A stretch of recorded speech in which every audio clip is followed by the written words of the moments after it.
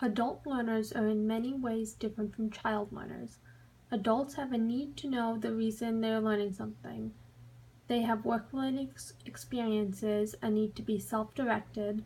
They tend to have a problem-centered approach to learning and tend to be motivated to learn by different motivators.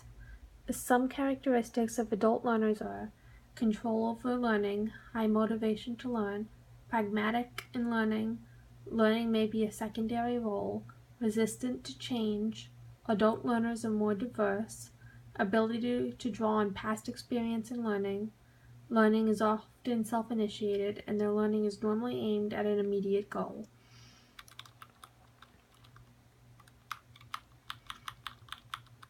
During my 3 years at Southern New Hampshire University, I have found that SNHU works to accommodate many of the characteristics of adult learners in online classes.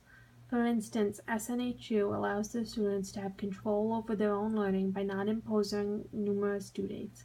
Instead, there are 2 due dates a week. Discussion posts are due on Thursday and everything else is due on Sunday. This allows adult learners to have control on when they complete their assignments. The discussion boards at SNHU encourages learners to utilize their past experience and educational experiences when responding to prompts. For instance, in my industrial and organizational psychology class, another student used their own work experience to demonstrate why individual differences can be important in the workplace. SNHU understands that learning may be a secondary role for many of the students, so deadlines for all assignments are set at midnight to accommodate learners who have to get their coursework done after work. Many of the classes at SNHU have opportunities for learners to self-initiate their own learning. For instance, many of the classes have links to sources that are not required for the class, but allow students to do extra learning on their own.